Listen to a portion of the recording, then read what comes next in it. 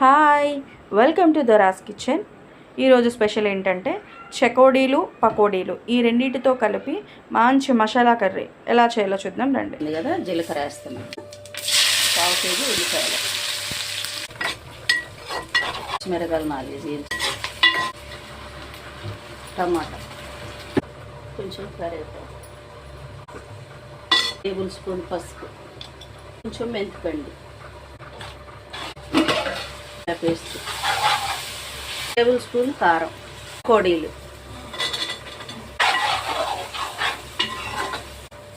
పకోడీ, వేడి వాటర్ పోసుకున్నాం,